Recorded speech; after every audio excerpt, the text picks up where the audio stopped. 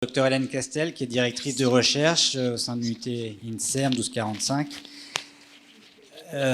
et qui va évoquer avec vous, les innovations thérapeutiques dans la prise en charge de tumeurs cérébrales, des tumeurs cérébrales agressives, des tumeurs cérébrales malignes, autrement dit des cancers cérébraux, dont on sait qu'ils ont un pronostic relativement sombre. Il y a un double enjeu dans la prise en charge des tumeurs cérébrales. Il y a bien sûr la survie, et on y travaille beaucoup, mais il y a aussi l'enjeu fonctionnel, la capacité à conserver la fonction motrice, les fonctions intellectuelles, les fonctions cognitives. Voilà, donc il y a ce double enjeu dans la prise en charge des tumeurs cérébrales, et le docteur Hélène Castel va vous présenter les recherches qu'elle fait à ce sujet, qui sont des recherches extrêmement innovantes, et voilà, pour lesquelles... Et on t'écoute, Hélène. Merci beaucoup. Merci beaucoup, Stéphane, pour cette introduction. Merci à tous d'être venus aujourd'hui. Alors, c'est vrai que le titre, il a vocation à donner un peu d'espoir dans ce domaine des tumeurs cérébrales qui est, comme vient de le dire le professeur Deray, n'offre pas pour certains cancers du cerveau, pas tous, beaucoup pour l'instant de possibilités de survie, ce qui peut s'avérer assez dramatique pour les patients. En fait, aujourd'hui, je vais parler vraiment d'un cancer particulièrement agressif qui est le glioblastome. Et par avance, j'espère que... Je ne sais pas si... Oui, si la diapo est passée. Donc, en fait, je voulais vous rappeler quelques chiffres. Alors, c'est intéressant parce que la France a réactualisé très récemment les informations concernant les cancers, mais surtout quels sont les objectifs de l'avenir sur les plans français en fait, de recherche sur le cancer. Et sachez que tout ce que fait la France actuellement est complètement en fait, adapté à la dynamique européenne. C'est-à-dire que ce sont les mêmes objectifs. Et les objectifs, c'est que on a fait des progrès. Et je vais vous montrer un tout petit peu quelques chiffres. Je sais que pour certains patients, c'est statistique, c'est ce que vous a dit le docteur Falluel. Parfois, on est obligé de travailler en termes statistiques. Certains patients vont mieux que d'autres. En tout cas, sachez que l'avenir, c'est d'abord d'améliorer la prévention. Et ça, vous le savez, on en parle beaucoup dans les médias. C'est que le mieux, ce serait de ne pas avoir de cancer. Et dans certains cas, c'est facile à dire, dans certains cas, on est incapable de prédire qu'un patient ou que quelqu'un dans la population va développer un cancer, c'est la plupart du temps.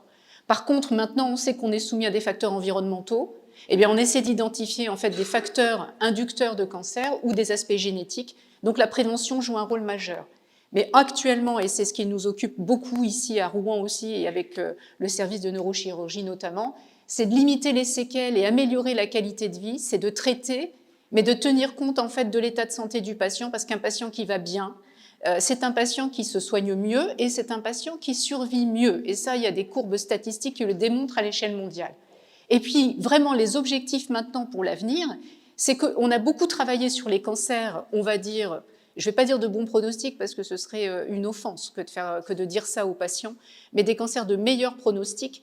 Et ce qu'il nous reste vraiment à investir, c'est la problématique des cancers de mauvais pronostics. Pourquoi, en 2023, on n'arrive toujours pas à traiter certains types de cancers?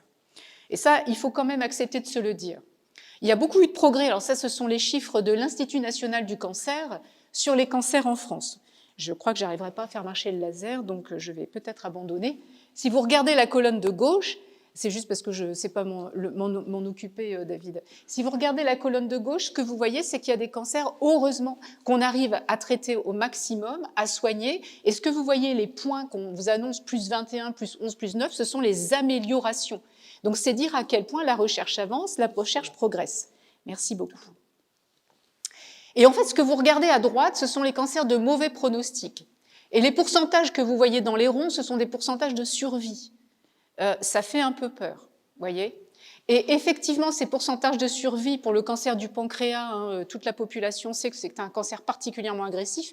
Mais regardez, pour certains cancers du système nerveux central, le pourcentage de survie est relativement faible. Et en plus, il est porté par une catégorie de tumeurs cérébrales, pas par tous les cancers du cerveau. Ce que l'on voit aussi, c'est qu'il y a des améliorations pour ces cancers de mauvais pronostic. Mais l'amélioration en termes de traitement et de stratégie de curatif en fait, de tumeurs cérébrales, 4% ou 4 points, c'est presque rien. Qu'est-ce que ça veut dire? Qu'on est nul en tant que chercheur? Non, on n'est pas nul. C'est vraiment un cancer ou ce sont des cancers particulièrement agressifs et délicats. Sachez, et là je suis là pour parler aussi de ce qu'on fait en Normandie et dans l'interrégion Nord-Ouest, sachez que votre région travaille aussi, fait de la recherche comme à l'Institut Gustave Roussy ou comme dans les grands centres français. La France, elle est organisée en cancéropoles, et ça c'est grâce à l'ère Jacques Chirac qui avait pensé qu'il fallait organiser les grandes régions autour de la problématique cancer pour que toutes ces régions, elles aient une égalité de traitement contre le cancer et que ce ne soit pas que Paris qui traite le mieux en fait ces patients. Là, dans le cancéropôle nord-ouest qui nous concerne, Rouen, Caen, Amiens et Lille, eh bien, c'est le cancéropôle de cette grande région qui est organisé, comme vous voyez, en 5 axes. Et l'objectif de cette organisation, eh bien, c'est d'associer les cliniciens et les chercheurs. C'est la meilleure façon d'essayer de faire avancer la recherche. Pour vous dire qu'il existe un axe particulier dans cette interrégion, qui est l'axe cancer-cerveau-neurosciences. Parce qu'on souhaite, dans cette interrégion, travailler activement sur la problématique des tumeurs cérébrales. Alors, qui sommes-nous? Où sommes-nous? Je me présente, donc Hélène Castel, je suis chercheur INSERM et je travaille dans une unité de recherche, l'unité INSERM 8245 sur le campus santé. Cette unité de recherche est dirigée par le professeur Gaël Nicolas, comme vous pouvez le voir, dans une grande unité qui s'appelle Génomique du cancer et du cerveau. C'est le meilleur endroit pour comprendre comment un cancer se développe dans le cerveau. Nous travaillons sur le campus de Mont-Saint-Aignan, en particulier au 2e étage. Vous me dites, c'est pas très important, c'est juste pour vous dire qu'on est humain et qu'on est accessible sur un campus universitaire. Mais surtout, ce qui est important de vous dire, c'est qu'on ne travaille pas tout seul. J'essaie de faire avancer la diapo, mais je n'y arrive pas. C'est qu'on ne travaille pas tout seul et on travaille bien sûr avec les neurochirurgiens, les anatomocytopathologistes et les professionnels de l'imagerie neuronale en fait, au CHU de Rouen, dont le professeur Deray ici représente le service de neurochirurgie, et aussi bien sûr évidemment le centre Henri Becquerel et notamment avec les spécialistes de la radiothérapie pour le cerveau et aussi les spécialistes en oncologie. Et c'est parce qu'on travaille tous ensemble qu'on espère bien faire avancer la recherche. Qui sommes-nous? Une petite équipe de recherche. Voyez nos petites bouilles avec les praticiens hospitaliers et surtout beaucoup d'étudiants chercheurs, des postdocs et des étudiants en thèse et des masters qui travaillent en fait ardemment pour faire avancer la recherche. Le cerveau, et là c'est là où je vais essayer de faire avancer quelque chose, c'est comme vous le savez, eh bien, un organe particulier. Ce que vous voyez ici, ce sont des synapses entre des neurones, des boutons dendritiques, etc. Et vous savez que ça porte en fait des fonctions majeures. Hein. Quand on respire, eh bien, c'est quand même le cerveau qui, en tout cas des activités neuronales qui les contrôle, mais aussi la mémoire, l'attention, la fatigabilité, tout ça c'est bien contrôlé par le cerveau. Et on dit que cette structure, ce cerveau, est un sanctuaire extrêmement fragile. Alors en effet, ce sanctuaire fragile, il est composé de neurones. C'est ce que l'on voit ici en vert. Alors c'est très joli, axones, dendrites. Et ce que vous voyez en rouge ici, ce sont des cellules gliales que l'on appelle des astrocytes. Et puis ce que vous voyez en mauve là-bas, ce sont des oligodendrocytes qui fabriquent la myéline. Et je ne vous parle pas des cellules immunitaires dont a parlé M. Falluel. Et puis ici, vous voyez la vascularisation cérébrale. C'est parce que tout ça travaille ensemble que ces neurones peuvent fonctionner. Ce qui va nous intéresser dans les tumeurs cérébrales dont je vais vous parler aujourd'hui, les gliomes, c'est la mutation qui arrive en fait sur cette population de cellules qui ne sont pas les neurones, contrairement à ce qu'on pourrait peut-être penser, mais en fait qui sont des cellules de soutien. Alors soutien, c'est pas du tout vraiment que du soutien, ce sont des cellules qui permettent à tout ce cerveau de fonctionner normalement. Ces astrocytes subissent, ou en tout cas des précurseurs de ces astrocytes, une mutation ou plusieurs mutations génétiques. C'est ce qui conduit au cancer. Et ce cancer dont je vais vous parler aujourd'hui, qui vient de cette mutation sur cette population, s'appelle le gliome. Et le plus agressif de ces cancers, qui est la tumeur de grade 4, c'est le glioblastome. Je souhaite parler du glioblastome en particulier parce que c'est vraiment ce qu'on appelle le cancer le plus agressif du système nerveux central, mais c'est aussi le plus fréquent parmi toutes les tumeurs cérébrales. C'est un cancer dont l'incidence, on va dire, est relativement rare. C'est 3 pour 100 000 patients. Et c'est un peu aussi la raison pour laquelle il y a eu par le passé moins de financement attribué et que peut-être certaines boîtes pharmaceutiques se sont moins engagées sur la question. Seulement, maintenant, ces cancers, ils sont très agressifs et il faut vraiment travailler pour pouvoir trouver des options thérapeutiques. Vous voyez une imagerie ici qui montre l'image d'un glioblastome ici au niveau cérebral. Ce glioblastome, en fait, il s'est construit grâce malheureusement à la surprolifération de ces cellules qui ont subi une mutation génétique, comme vous pouvez le voir ici. C'est ce qu'on appelle la prolifération cellulaire. Et cette prolifération exacerbée entraîne au sein de cette tumeur des zones de nécrose qui sont caractéristiques du glioblastome. Ces zones de nécrose, elles entraînent ici une zone particulière qu'on appelle l'hypoxie. Donc vous voyez que c'est un peu comme dans les AVC, ces cellules subissent une perte d'oxygénation, mais elles envoient des signaux qui sont des signaux d'attraction en fait, vers les vaisseaux sanguins du cerveau pour alimenter cette tumeur et lui permettre de grossir. C'est l'angiogénèse ou la vascularisation. Et au cours de ce processus, un des problèmes majeurs de ces tumeurs en particulier, c'est que ces cellules s'échappent du cœur tumoral pour envahir le cerveau. Et c'est extrêmement problématique dans la prise en charge du glioblastome. Pourquoi ? Parce qu'au moment où le chirurgien opère pour essayer de proposer une résection la plus complète possible en fonction des zones, bien entendu, eh bien malheureusement, ces cellules qui s'étaient déjà disséminées dans le parenchyme cérébral peuvent récidiver. Et vous voyez, c'est ce que l'on voit ici en bordure de la cavité de résection. Et c'est extrêmement problématique car elles s'étaient déjà échappées, elles avaient déjà parcouru des distances dans le cerveau. La prise en charge pour ces patients, elle est standardisée, c'est-à-dire qu'elle est la même pour tout le monde en France, voire dans le monde. En fait, elle suit un protocole, c'est le protocole de M. Stupp.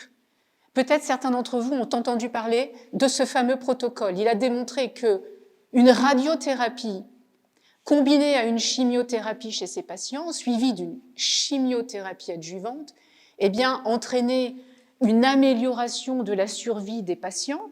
Mais sachez que la problématique ici de la résection, elle reste tout de même persistante dans le cerveau. Pourquoi ? Parce qu'on ne peut pas opérer, et je pense que le professeur Deray en parlerait évidemment mieux que moi, on ne peut pas faire une exérèse maximum dans toutes circonstances, parce qu'il s'agit bien du cerveau, et il y a des zones fonctionnelles que vous ne pouvez pas endommager.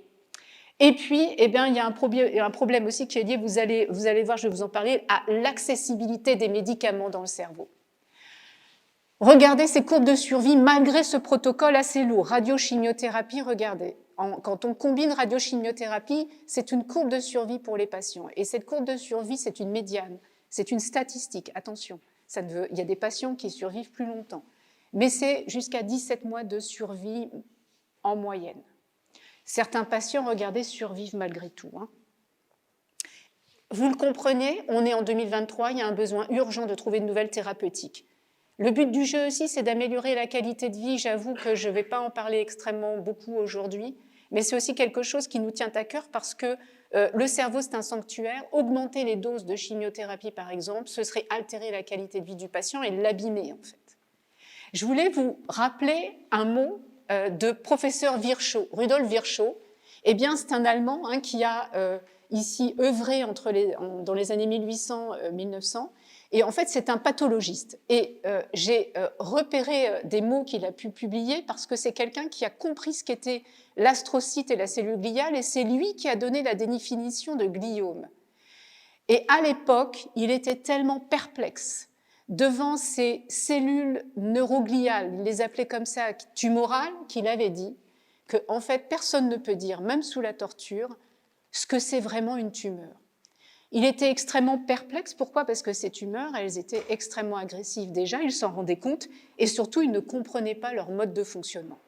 Alors heureusement, on a beaucoup progressé, mais c'est vous dire la complexité de ces tumeurs. On appelle l'approche moderne de recherche en oncologie.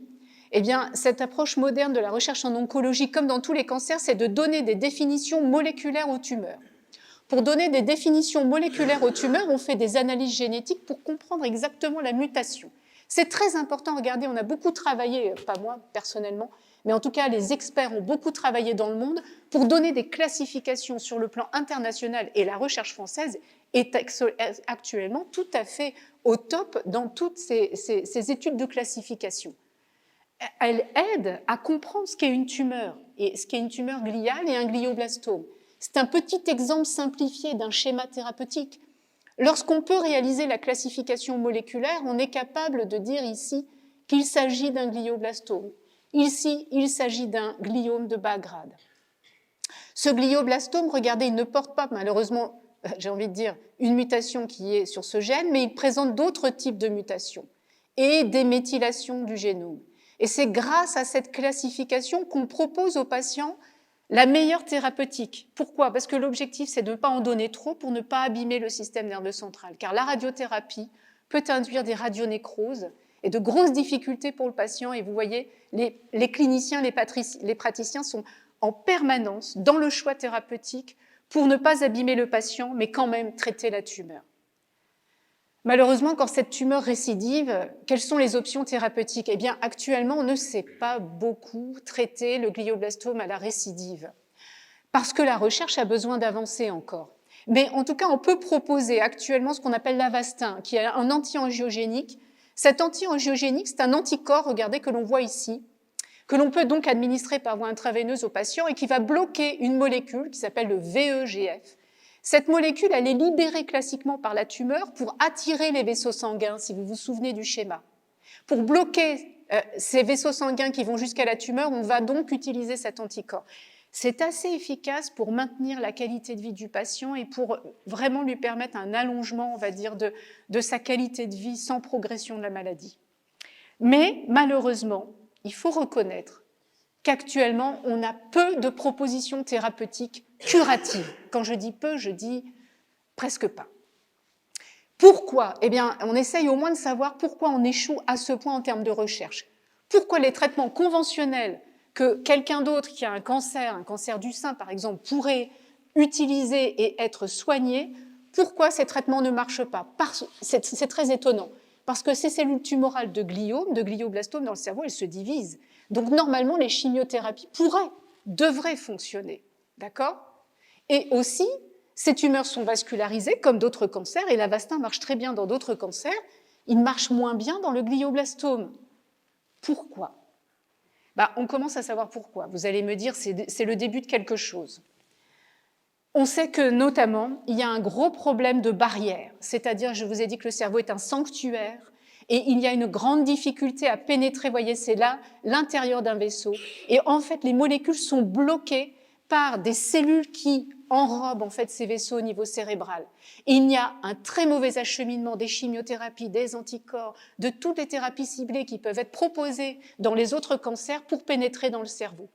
Et cette tumeur, elle est si dense, elle est si compacte que ces molécules n'accèdent pas non plus à la cellule tumorale. C'est une réalité. Et si vous tentiez d'ouvrir complètement ces barrières, eh bien vous feriez mal aux patients, parce que ces barrières, elles servent à protéger votre cerveau de toutes les agressions de l'extérieur, des virus, des toxines. Donc c'est vraiment une problématique. Comment soigner sans altérer le patient?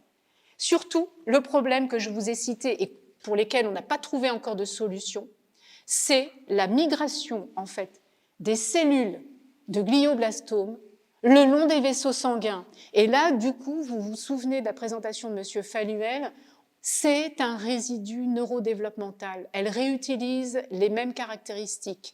Ces cellules de glioblastome empruntent la vascularisation du système nerveux central pour migrer le long de ces vaisseaux et envahir le parenchyme cérébral. C'est un phénomène extrêmement compliqué à traiter parce que ces cellules ne sont pas en masse, ne sont pas des cellules qui se divisent, ce sont des cellules qui se déplacent. Alors, quand même, un peu d'espoir sur tout ça. On est resté longtemps devant cette boîte noire à se demander ce qu'on pouvait bien faire pour traiter sans abîmer le patient. Il y a quand même de réelles avancées thérapeutiques et ça faisait bien 30 ans qu'on n'en avait pas parlé. Ce traitement ici commence, je crois, à pouvoir être, remboursé rapidement maintenant en France. Il s'appelle, il est produit par une société qui s'appelle Novocure et il envoie des champs magnétiques au niveau cérébral en permanence chez les patients atteints d'un glioblastome. On est en fin des phases cliniques de phase 3 et vous voyez la stratégie, c'est que ce patient porte une sorte de casque avec des électrodes et pour lequel on envoie des champs magnétiques perpétuels. Ce port de casque doit être utilisé tout le temps, en permanence. Il ne peut être enlevé que quelques heures par jour pour prendre une douche. Cela étant, il peut être assez fastidieux à porter, il est très très cher, mais c'est la première fois qu'on obtient ici, en présence de la thérapie standardisée, une réelle amélioration de la survie globale des patients atteints de glioblastome. C'est vraiment ce que l'on appelle en cancérologie un breakthrough, c'est-à-dire vraiment quelque chose qui est un verrou qui est déverrouillé d'un point de vue thérapeutique. Donc, on a une réelle proposition à faire aux patients atteints d'un glioblastome à condition qu'ils portent en permanence ce casque pour une certaine durée. Comment ça fonctionne? On commence à comprendre. Quand la cellule se divise, ce champ magnétique empêche l'organisation en fait, des microtubules et des chromosomes au moment de la division, et ça entraîne la mort cellulaire. Mais comme vous le portez en permanence, eh bien, on observe vraiment cette avancée thérapeutique. Donc, pour le coup, on a vraiment de l'espoir dans ce domaine. Deuxième proposition que je n'arrive pas à faire avancer. Je suis désolée.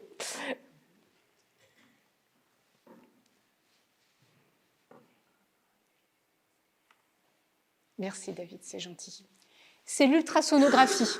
Ce sont des recherches, et là je tiens aussi à le dire, qui sont menées en France, pas uniquement, mais qui sont menées en France à la Pitié-Salpêtrière. C'est quoi l'objectif? Je vous ai dit que la barrière hémato-encéphalique, cette barrière qui empêche l'acheminement des chimiothérapies à la tumeur, est un réel problème. Eh bien, il est proposé actuellement d'ouvrir cette barrière avec des ultrasons sur la tête au moment de la procédure de chimiothérapie.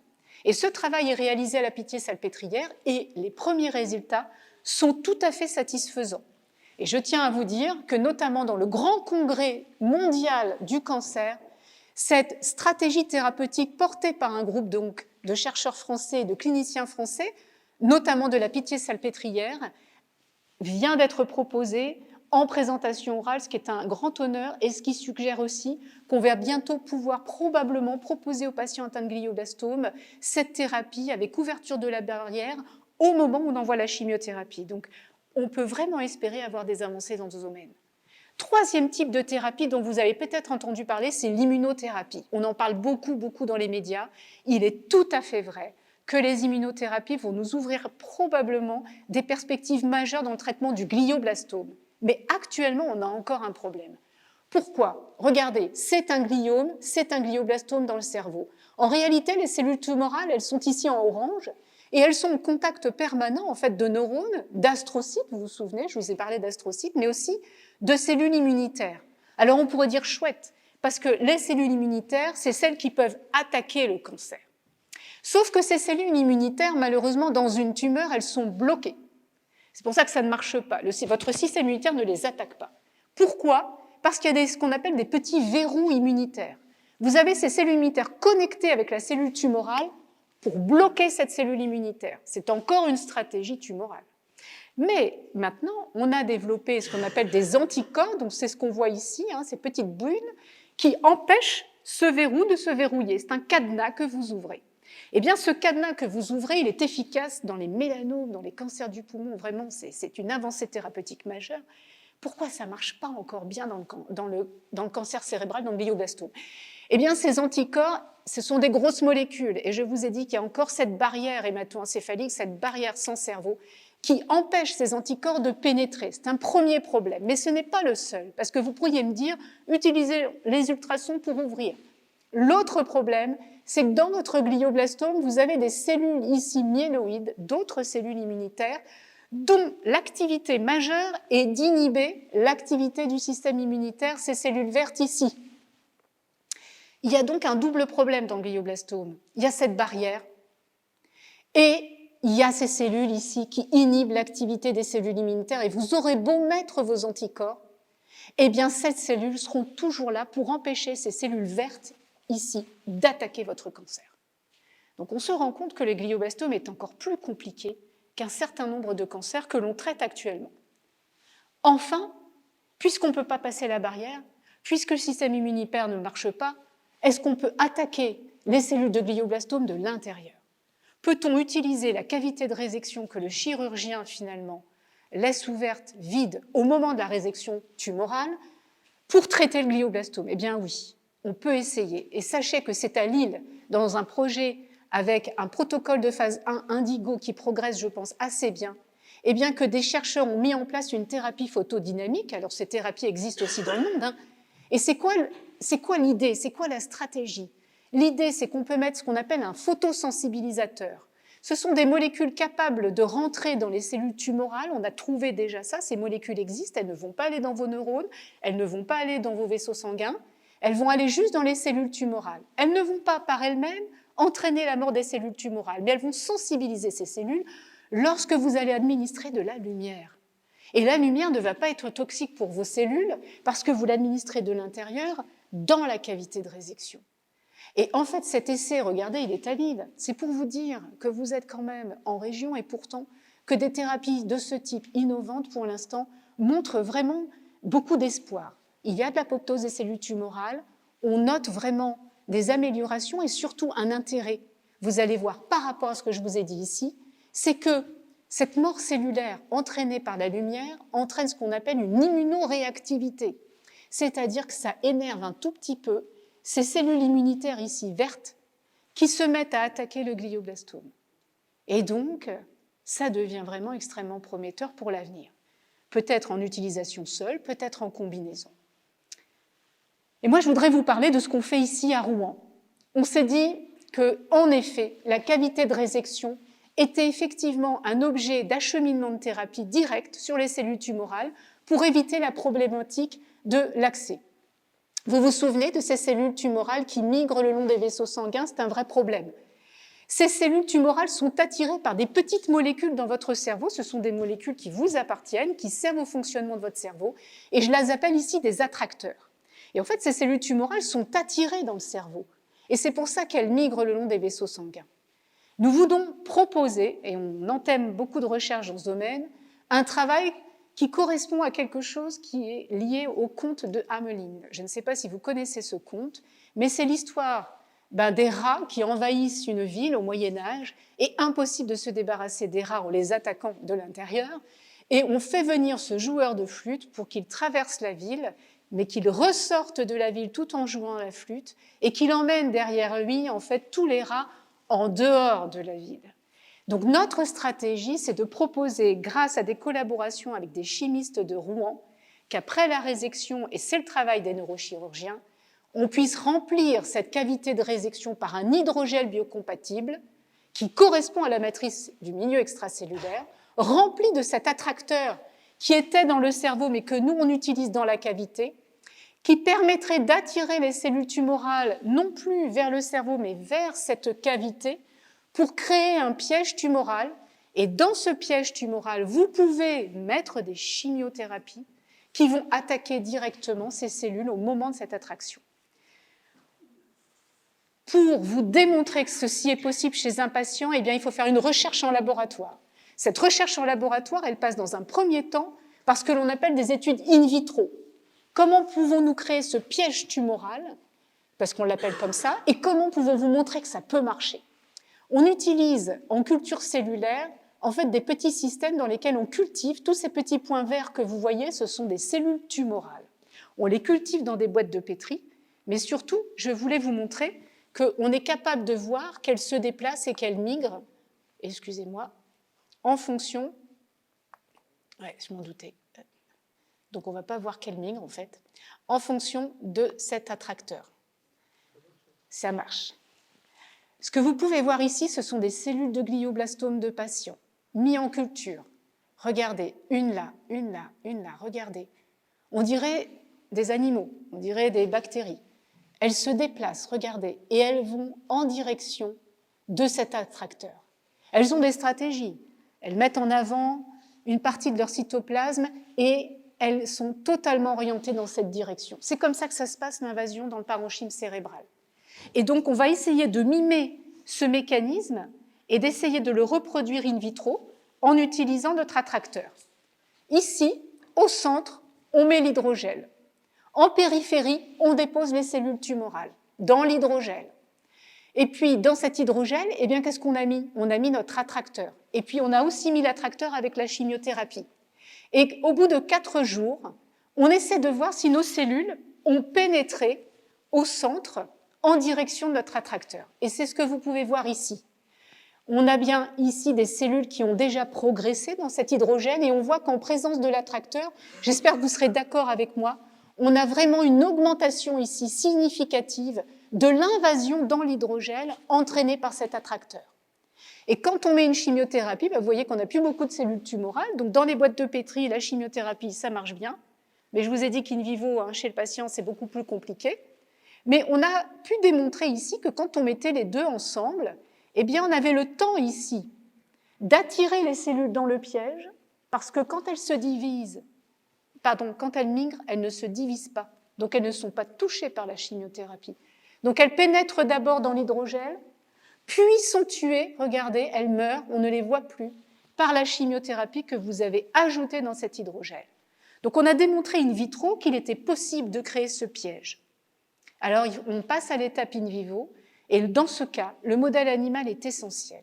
Il permet vraiment de valider des idées que vous voulez montrer qu'elles sont innovantes, et vous devez passer par là. Donc on greffe chez ces animaux des cellules de glioblastome, elles sont vertes, et on réalise chez l'animal une exérèse, et c'est grâce aux neurochirurgiens du CHU de Rouen qu'on a mis ça en place il y a un certain nombre d'années. Et dans cette cavité, on dépose un hydrogel avec le chimioattracteur. Est-ce qu'on a amélioré la survie des souris? Regardez. Voici ici la survie des souris avec tumeur lorsqu'on ne fait rien. Voici la survie des souris avec tumeur lorsque vous faites une exérèse. Comme chez le patient, on observe une amélioration très nette et significative de la survie. C'est vraiment comme chez le patient. Mais quand on met un hydrogel qui contient notre attracteur, regardez, on est capable de sauver des souris. Alors attention, dans la littérature internationale, on sauve souvent des souris.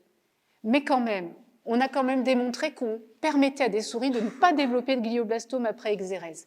Ce que je voulais vous montrer ici, c'est les cellules tumorales au niveau de la tumeur dans le cerveau de ces souris. Regardez ce qu'on a pu démontrer. C'est que les cellules tumorales se sont retrouvées dans la cavité qui contenait l'hydrogel. Pour être honnête avec vous, ce n'est pas juste cette attraction qui sauve les souris, c'est aussi la réactivité immunitaire. Mais en fait, on s'intéresse beaucoup au bien-être aussi des patients. Et on voulait savoir si en améliorant la survie des patients, on pouvait améliorer la cognition. On utilise des tests chez les animaux qui nous permettent de savoir si l'animal fonctionne bien, s'il réfléchit bien. Alors ici, ce sont deux objets dans une petite boîte que les animaux vont s'amuser à explorer. Ils sont identiques. L'animal va explorer le premier, va explorer le deuxième, c'est tout à fait normal, ça s'appelle l'exploration, mais ça, c'est un test de cognition. Et puis, on va changer un des deux objets par un objet nouveau qui n'a pas la même couleur, la même forme. L'animal est tout à fait attiré par l'objet nouveau. Et ça, c'est un bon réflexe cognitif. Et donc, on évalue chez ces animaux cette capacité à maintenir des fonctions cognitives. Regardez nos résultats chez ces animaux qui avaient une tumeur, qui ont eu une exérèse chirurgicale, qui avaient l'hydrogel ou l'hydrogel plus l'attracteur. Ce qu'on constate, c'est que la tumeur et l'exérèse impactent les fonctions cognitives, et somme toute, c'est assez normal. Mais ce qu'on a pu mettre en évidence, c'est qu'il y avait une amélioration extrêmement significative des fonctions cognitives chez les animaux lorsqu'ils avaient l'hydrogel et l'attracteur. Ce qui fait qu'on a pu aussi refonctionnaliser cette cavité. En fait, on a compris que cette cavité, elle permettait aussi d'attirer des vaisseaux sanguins et d'attirer des cellules, des précurseurs neuraux. Et on pourrait imaginer dans un avenir lointain, probablement, on pourrait refonctionnaliser un tout petit peu cette cavité de résection. Maintenant, est-ce qu'on peut faire mieux? On peut traiter localement, on peut attirer et mettre une chimiothérapie. Eh bien, c'est l'étude qu'on a proposé de faire, puisque cette fois-ci, on a proposé de mettre l'hydrogel plus l'attracteur, mais aussi l'hydrogel plus la chimiothérapie plus l'attracteur au niveau local. Et ce que vous constatez ici, c'est une amélioration encore plus significative de ces animaux qui contenaient à la fois donc l'attracteur pour faire le piège et la chimiothérapie pour attaquer. Et donc, pour vous donner beaucoup d'espoir, c'est pour vous dire qu'on a vérifié qu'il y avait bien une mort cellulaire. Et ce que vous voyez en rouge ici, c'est vraiment la mort de ces cellules de glioblastome au sein de cette tumeur après l'administration de ces combinaisons. Donc, je voulais vous dire que, évidemment, on n'est pas une phase clinique, etc., mais qu'on continue de développer en fait cette stratégie avec les chimistes et j'espère un jour avec les neurochirurgiens pour proposer une phase clinique chez le patient pour à la fois permettre la survie, mais aussi la qualité de vie. Et aussi, je terminerai en vous disant que quand on fait ça, on va pouvoir délivrer des immunothérapies directement dans la cavité de résection.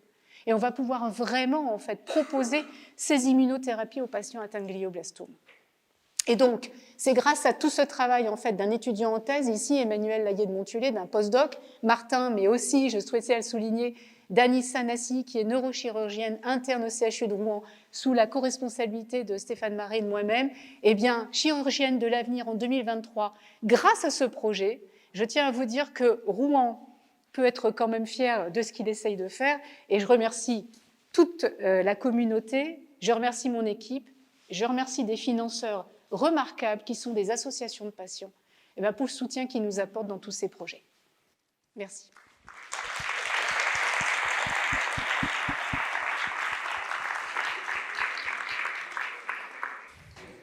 Merci Hélène pour cette très très belle présentation. On a vraiment beaucoup de chance d'avoir Hélène aujourd'hui pour vous parler de ce sujet, hein, vraiment à la pointe de la recherche dans ce domaine. Donc c'est une chance pour Rouen, c'est une chance pour la région, et on est très heureux de pouvoir travailler avec son équipe.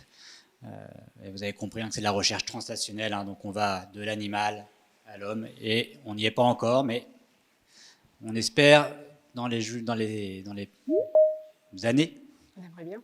hein, On aimerait bien. les années à venir, qu'on pourra appliquer ces thérapeutiques chez l'homme. Peut-être la place pour une question, 2 questions maximum, parce qu'on a pris un peu de retard et qu'il faut qu'on le rattrape. Je voulais savoir, dans le cas du champ magnétique, comment sélectionner les cellules tumorales par rapport aux cellules saines. Tout à fait. C'est dans le cerveau. Alors, au départ, il y avait on pensait tous qu'il n'y avait pas de cellules qui se divisaient dans le cerveau. On disait toujours les neurones ne se divisent pas.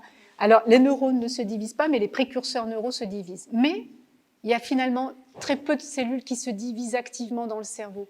Donc, il y a ces précurseurs neuraux qui peuvent être touchés. Il faut le reconnaître par cette stratégie. Pourquoi ? Parce que cette stratégie ne touche que les cellules qui se divisent. Et c'est au moment où elles divisent leurs chromosomes, au moment où elles divisent leur plasma-peau, d'une cellule faire 2, que cette méthode fonctionne. Et c'est pour ça que c'est les cellules tumorales qui sont le plus attaquées.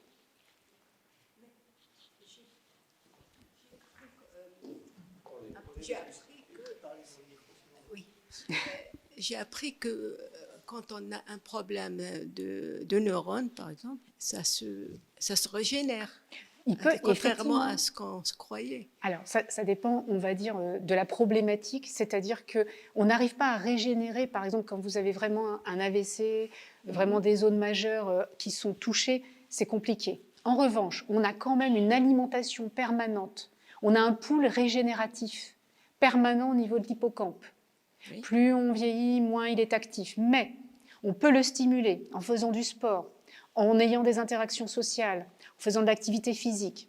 Et donc ce pool, on peut le régénérer, on peut le favoriser, et il permet, si vous voulez, d'améliorer votre apprentissage, il permet d'améliorer votre flexibilité comportementale. Mais on n'arrive pas encore à utiliser ce pool pour régénérer une zone qui aurait été complètement lésée. Oui. Et quand vous parlez de cette régénération, ce n'est pas une multiplication cellulaire. C'est qu'en fait, en utilisant, par exemple, en refonctionnalisant, c'est-à-dire en mettant des vaisseaux circulants dans une zone qui n'avait plus de vascularisation, on arrive à acheminer quelques précurseurs neuraux et on arrive à régénérer un petit peu des fonctions cérébrales. Ça ne remplace pas tout. En tout cas, chez l'animal, on voit des améliorations. On ne peut pas dire que peut-être l'animal est à 100% de ses capacités. Mais c'est toujours mieux. Merci. Je vous en prie. Une dame derrière, peut-être une deuxième question. Oui.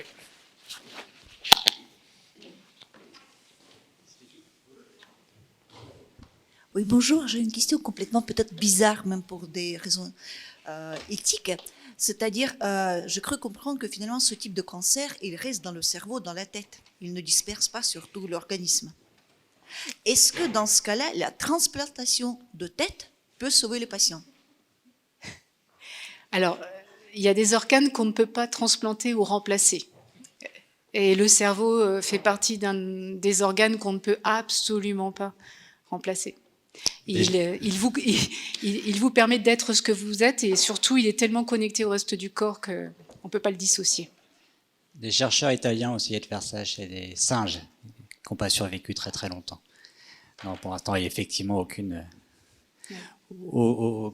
recherche sur cela, et on toucherait là un point éthique compliqué à résoudre.